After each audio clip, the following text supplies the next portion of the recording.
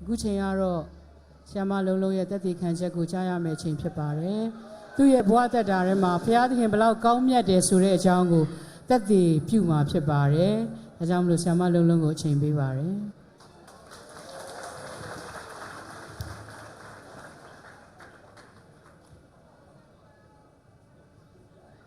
မင်္ဂလာပါရှေးဦးစွာဘုရားသခင်ရဲ့ကျေးဇူးတော်ကြီးမွမ်းပါတယ်ကျမအကြောင်းကတော့တချို့တော့သိပြီးသားဖြစ်မှာပါကျမမယုံကြည်သူတယောက်ကနေပြောင်းလဲလာတဲ့လူဖြစ်ပါတယ်ခုနဆရာမပြောသလိုပဲဟိုဆရာတစ်နှစ်သားကျမကတော့3နှစ်သမီးပေါ့နော်ပြောင်းလဲတာသိမကြသေးပါဘူးကျမဦးဆုံးသက်သေခံချင်တာကကျမဒီနေ့ဒီနေရာကိုရောက်ရှိလာတာဘုရားရဲ့ကျေးဇူးတော်သက်ပဲဖြစ်တယ်ကျမအိမ်အောင်ကြပြီးကစားကကျမအမျိုးသားနဲ့ဒီလိုပဲဆရာမကြီးတို့နဲ့ MYC နဲ့အမြဲတမ်းအေးဝံငလီထွက်ရင်ကျမလိုက်တယ်ဒါပေမဲ့ကျမမပြောင်းလဲဘူးအဲ့တော့ကျမဘုရားသခင်ရဲ့အချိန်ခါမကြသေးလို့ကျမအခုချိန်မှာသုံးသပ်မိတာပေါ့နော်အဲ့လိုပဲ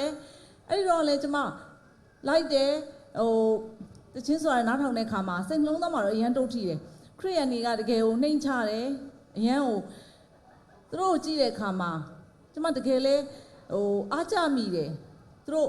တကယ်ကိုခရစ်တော်ရဲ့စိတ်သဘောနဲ့နေနိုင်တဲ့အခါတွေမှာကျမအရန်အားကြမိတယ်ဒါပေမဲ့ကျမကတော့တကယ်ကိုစိတ်ထဲမှာတော့ကျမဘယ်တော့အရင်တော့ကျမခရစ်ယာန်တယောက်ဘယ်တော့မှမလုပ်လို့ဆုံးဖြတ်ထားတဲ့လူတယောက်ဖြစ်တယ်ပေါ့နော်ဒါပေမဲ့ကျေးဇူးတော်တသက်ကကျမပြောင်းလဲတယ်ဘုရားသခင်သူ့အချိန်နဲ့သူ့အခါကျမကိုပြောင်းလဲပေးတဲ့အခါမှာဒီနေ့ MYC နဲ့ကျမဒီကိုထပ်လာပြီးတော့အမေရိကမနှစ်ကလေးကျမတို့တစ်ခေါက်ရောက်တယ်အခုဒါဒုတိယအကြိမ်ဒါပေမဲ့ဘုရားသခင်ကသူသုံးချင်တဲ့အချိန်မှာသူကြိုက်တယ်လို့သုံးနိုင်တယ်ဆိုတဲ့အရာလေးကိုတော့ကျမစင်ကျင်သုံးသပ်မိတယ်ပေါ့နော်ဒီနေ့ဒီမှာဆရာမတို့နဲ့ပါဝင်ခွင့်ရတဲ့အခါမှာကျမရဲ့အခြေအနေကပြောင်းလဲသွားတယ်ဟိုးရင်တွေကတော့ကျမကမြုံကြည်သူတယောက်နဲ့လိုက်ပြီးတော့ကျမလည်းရေးရအတိတ်ပဲကိုနားမလဲပဲနဲ့ကျမရဲ့ဘဝမှာဘဝအတိတ်ပဲကိုမသိပဲနဲ့နေခဲ့ရတဲ့အချိန်နဲ့အခုဒီတစ်ခေါက်မှာကကျမကယုံကြည်သူပြောင်းလဲသူတယောက်ဖြစ်ပြီးတော့ MYC နဲ့ပါလာတယ်ဖခင်ရဲ့ကောင်းမြတ်ခြင်းကိုသက်သေခံရတဲ့အခြေအနေနဲ့ပါလာတဲ့ခါမှာအခြေအနေတွေကမတူပါဘူးအဲ့ဒီခါမှာကျမခုနပဲထိုင်နေသုံးသက်မိတဲ့ကျမ်းပိုက်လေးပေါ့နော်လူမြည်တီကခရစ်တော်၌ရှိရင်အသက်ပြုပြင်သောတတဝါဖြစ်တယ်တဲ့ခတ်သိမ်းသောအရာတွေပြောင်းလဲပြီးတော့ဟောင်းသောအရာတွေပြောင်းလဲတယ်ခတ်သိမ်းသောအရာတွေအသက်ဖြစ်တယ်ဆိုတော့ကျမ်းပိုက်လို့ကျမစင်ကြင်မိတဲ့အခါမှာဖခင်သခင်ကိုကျမကျေးဇူးတင်တယ်ဘာကြောင့်လဲဆိုတော့ကျမကမယုံကြည်သူဖခင်သခင်ကကျမတို့ဗုဒ္ဓဘာသာပဲဖြစ်ဖြစ်ခရစ်ယာန်ပဲဖြစ်ဖြစ်လူသားတိုင်းကိုသူချစ်တယ်ကျမလည်းလွန်ခဲ့တဲ့3နှစ်ကအသက်ရှင်တဲ့ဘုရားကိုကျမဆုတောင်းခဲ့တယ်အသက်ရှင်တဲ့ဘုရားကျမကိုယုံကြည်ခြင်းကိုပေးပါယုံကြည်ခြင်းနဲ့ပြောင်းလဲခြင်းနဲ့လို့ကျမဆုတောင်းခဲ့တဲ့အခါမှာဘုရားသခင်တကယ်ကျမကိုယုံကြည်ခြင်းနဲ့ခေါ်ခဲ့တယ်အဲ့ဒီနေ့ညကျမဆုတောင်းတဲ့စကားသံကိုဘုရားသခင်နားညောင်းတယ်ဒီကညီကောင်မောင်မတွေလည်းကျမခွန်အားပေးခြင်းနဲ့ညီကောင်မောင်မရောက်ချင်းစီတိုင်းမှာ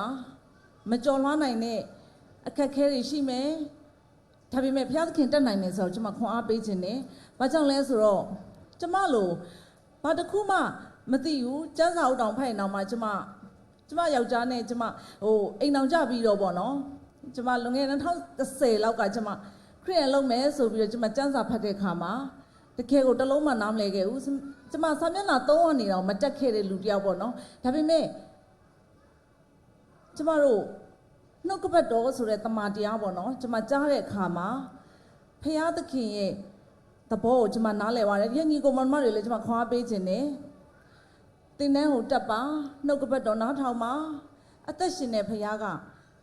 ဒီကချစ်တော်ညီကောင်မတွေနှလုံးသားကိုတိုးထီတဲ့အခါမှာသင်တို့ဆုတောင်းတဲ့အခါမှာဘုရားသခင်နားညောင်းတယ်ဆိုတော့ခွာပေးခြင်းနဲ့ကျမကိုယ်တိုင်လည်းဘာတစ်လုံးမှမသိဘူးနှုတ်ကပတ်တော်ဆိုတာဘာမှမသိဧဝံဂေလိဆိုတာဘာမှမသိတဲ့လူတယောက်ကဒီနေ့ဒီနေရာမှာဖခင်သခင်အသုံးပြုတဲ့အခါမှာအသုံးတော်ခံနေရတဲ့တစားပလာအဖြစ်ကျမဒီနေရာကိုရောက်ရှိလာခြင်းဖြစ်တယ်ကျမတို့ကဖခင်သခင်ရှေ့မှာတုံညပဲဖြစ်တယ်ဖခင်ကကောင်းကောင်းမကောင်းကောင်းချစ်ပြီးသားဖြစ်တယ်ကျမတို့ဘလောက်ပဲကောင်းကောင်းလုပ်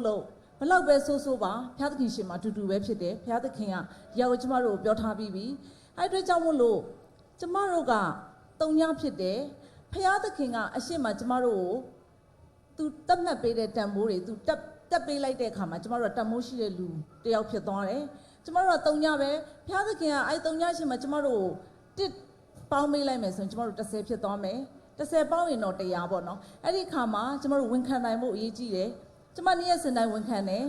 ဖျားသခင်နိုင်ငံတော်အတွက်အသုံးပြုပါကျမရဲ့အသက်တာကိုကြည်ချင်းအဖြစ်ကျမကိုးကွယ်တဲ့ဖျားအသက်ရှင်တဲ့ဖျားကိုမြင်တွေ့သွားဖို့ဆိုတဲ့အရာကိုကျမနေတိုင်းဝန်ခံတယ်အဲ့ဒီအခါမှာဝန်ခံတဲ့အတိုင်းလဲဖျားသခင်ကကျမကိုတစ်ဆင့်ဆွဲခေါ်လာတယ်ဒီနေ့ဒီနေရာမှာကျမလာရောက်သက်သေခံနိုင်ခြင်းဖြစ်တယ်ဘုရားသခင်အသုံးမပြုဘူးဆိုရင်လေကျမကတုံညပဲဖြစ်နေပြီးတော့ကျမကိုလည်းကျမပေါ့နော်အာမခံချက်မရှိဘဝမှာအာမခံချက်မရှိဘဲနဲ့ကျမဒီတိုင်းပဲကျမရဲ့ဘဝကဆုံးရှုံးသွားမှာဖြစ်တယ်ပေါ့နော်အဲ့ဒီခါမှာကျမကဒီနေ့ဒီနေရာမှာဘာကြောင့်ဒီလိုရေးကြီးပြောနိုင်လာလဲဆိုတော့ကျမမှာတက်သိအများကြီးရှိတယ်ဘုရားသခင်ကျမကိုတက်သိအများကြီးထူတယ်ကျမတို့အသက်တာမှာမပြောင်းလဲခင်ကားနဲ့ပြောင်းလဲပြီးတဲ့အသက်တာမှာအယံကွာဟသွားတယ်ဒါကအသက်ရှင်တဲ့ဖခင်ကြောင့်ပဲဖြစ်တယ်ဒီတော့တရားညီကိုမောင်မတွေလည်းခွန်အားပေးတိုက်တွန်းခြင်းနဲ့ဘဝမှာဘဝအထိပ်ပဲဆိုတာကိုသိပြီးတော့နေနိုင်တဲ့အသက်တာတွေဖြစ်စေဖို့ပေါ့နော်ဒီနေ့ဒီချိန်မှာကျမကတရားမယ်ဆိုလည်းမကြောက်ဘူးဘာကြောင့်လဲဆိုတော့ကျမရဲ့အသက်တာမှာနောက်ဘဝအတွက်အာမခံချက်ဘုရားပေးထားပြီးပြီအဲ့အတွက်ကျမအပြည့်အဝယုံကြည်တယ်ကျမဒီနေ့သိရင်လည်းမကြောက်ဘူးနှစ်ဖြန်သိရင်လည်းမကြောက်ဘူးဒါကအာမခံချက်အဲ့ဒီလိုပဲနောက်ဘဝအတွက်အာမခံချက်ပေးနိုင်လို့ကျမတို့အခုဒီဘဝမှာလည်းအာမခံချက်ဘုရားသခင်ပေးနိုင်တယ်ဒီနေ့ဒီနေရာမှာကျမတို့လာတယ်ဘုရားရဲ့မျက်နှာကြောင့်ပဲဒီမှာကျမလွတ်မြောက်သလိုရညီကုံမောင်းတော်လွတ်မြောက်စေခြင်းနဲ့တင်တို့ယုံထွက်နိုင်တဲ့ချီနှောင်မှုတစ်ခုခုရှိမယ်ဒါပေမဲ့အဲ့ဒါကဘုရားသခင်တတ်နိုင်တယ်ဘုရားသခင်စီကိုတိုးဝင်မှာကျမလည်းနေ့ရက်စဉ်တိုင်းမှာဘုရားရဲ့နိဂုပတိတာခံပြီးတော့ကျမလည်းနေ့ရက်စဉ်တိုင်းရှောက်လန်းနေရတယ်တခါတလေမှာကျမမှလည်း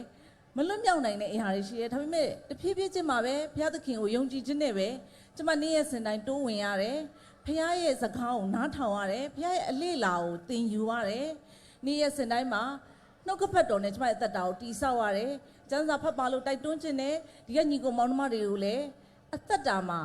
ဘဝအထိပ်ပဲအပြည့်အဝနဲ့နေ့ရက်စဉ်တိုင်းမှာရှင်သန်မှုခွန်အားပေးတိုက်တွန်းခြင်းနဲ့ဘာကြောင့်လဲဆိုတော့ဒါကကျမကိုယ်တိုင်နေ့ရက်စဉ်တိုင်းမှာကြုံတွေ့ရတဲ့အရာတွေဖြစ်လို့ကျမတို့လူမတတ်နိုင်တဲ့အရာတွေကိုဘုရားသခင်တတ်နိုင်တယ်ဒါကတော့ရေးရေးကြီးယုံကြည်ဖို့လိုတယ်ပေါ့နော်ဘုရားသခင်ကိုချစ်တယ်လို့ပါဇက်ကပဲပြောနေလို့မရဘူးဘုရားသခင်ဆုံးမတဲ့အရာတွေကိုလည်းနေ့ရက်စဉ်တိုင်းနားထောင်ပြီးတော့သူ့ရဲ့သဘောတော်တိုင်းအသက်ရှင်မယ်ဆိုရင်ဒီနေ့ဒီနေရာမှာမလွတ်မြောက်နိုင်တဲ့အရာတွေရှင်လွတ်မြောက်နိုင်တယ်ဘုရားသခင်တတ်နိုင်တယ်ကျမတို့နေ့ရက်စဉ်တိုင်းဘုရားရဲ့စကားကိုပဲနားထောင်ပြီးနေ့ရက်စဉ်တိုင်းကိုကြော်ဖြတ်တယ်ဥပမာလေးတစ်ခုပြောရလို့ရှိရင်ကျမတို့အရင်တော့ကကျမမပြောင်းလဲခင်ရဆိုရင်ဒါသက်သေလေးတစ်ခုပေါ့နော်ဒါလေးကိုကျမသက်သေခံခြင်းနဲ့ကျမမျိုးသားယုံကြည်သူကျမမယုံကြည်သူဖြစ်တဲ့အခါမှာတဘိုးမညီပါဘူးအိမ်တော်ကအဲ့ဒီခါမှာကျမမျိုးသားရှာသမျှဝင်ငွေပေါ့နော်အဲ့ဒီဟာကကျမတို့ကဝင်နေပြန်ထွက်သွားတယ်ဝင်နေပြန်ထွက်သွားတယ်ဒီအရာကဘယ်တော့မှကျမတို့စီမှာအဖက်မတင်ဘူးပေါ့သူရှာသမျှဒါပေမဲ့ကျမပြောင်းလဲပြီးတဲ့အခါမှာဘုရားသခင်ဆရာတွေရဲ့နှုတ်ကပတ်တော်နားထောင်တယ်ဆရာတွေရဲ့တုံသင်ခြင်းပေါ့နော်အဲ့ဒီခါမှာသူတို့ပြောတာတွေလည်းနားထောင်တဲ့အခါမှာပြီးရင်ကိုယ်တိုင်လည်းတမန်ကျမ်းစာနဲ့ပြန်ပြီးတော့ကျမဖတ်ရတယ်ပေါ့နော်အရောက်တဲ့ခါမှာတမန်ကျမ်းစာကိုဖတ်တယ်ဘုရားသခင်ကဆေဖို့တဖို့လှူရမယ်လို့ပြောတဲ့အခါမှာကျမကဘုရားသခင်ပြောတဲ့စကားတိုင်းကိုနားထောင်တယ်ကျမတို့ဝင်ဆေဖို့တဖို့ဖယ်တယ်ဆေဖို့တဖို့အရင်တော့ကကျမတို့ကဖယ်ပေမဲ့ကျမတို့ကိုယ်တိုင်လည်းဒီနှုတ်ကပတ်တော်ကိုနားမလဲတဲ့ခါမှာဆေဖို့တဖို့ဆိုတာကဘယ်သူ့ကိုဘယ်ကိုလှူရမယ်နားမလဲတဲ့ခါမှာအဖက်မတင်ဘူးပေါ့နော်တကယ်နားလဲတော့တဲ့ခါမှာဘုရားသခင်လူဧဝံဂေလိဒီဘုရားကျမတို့ကိုပေးချင်လို့တောင်းတာဖြစ်တယ်သူကကောင်းကင်နဲ့မြေကြီးကိုဖန်ဆင်းတဲ့ဘုရားဖြစ်တယ်သူမှာပြည့်စုံပြီးသားဖြစ်တယ်ဒါပေမဲ့သူကကျမတို့ကသူ့ကိုသိတတ်တယ်ဆိုတဲ့စိတ်နှလုံးသားကိုလိုချင်တဲ့ဘုရားဖြစ်တယ်ကျမတို့အဲ့ဒီခါမှာဘုရားသခင်အတွက်ဆိုပြီးဆယ်ဖို့တစ်ဖို့ဖယ်တယ်နောက်တစ်ခါကျမတို့ဘုရားသခင်နောက်ထပ်တစ်ဖို့ကျမတို့ကထပ်ဖယ်တယ်စင်ရဲသားမုတ်ဆိုးမတွေလူကိုကျမတို့တစ်ဖို့ထပ်ဖယ်တဲ့အခါမှာ ကျန်တဲ့ရှစ်ဖို့ကျန်တယ်ပေါ့နော်ကျမတို့သုံးဖို့အဲ့ဒီရှစ်ဖို့ကဒီနေ့အထိကျမတို့ဘုရားသခင်ရဲ့နှုတ်ကပတ်တော်ဥပရိသအညီရှောက်လန်းတဲ့ခါမှာအဲ့ဒီကျန်တဲ့ရှစ်ဖို့ကိုကျမတို့ကသုံးတဲ့ခါမှာဒီနေ့အထိ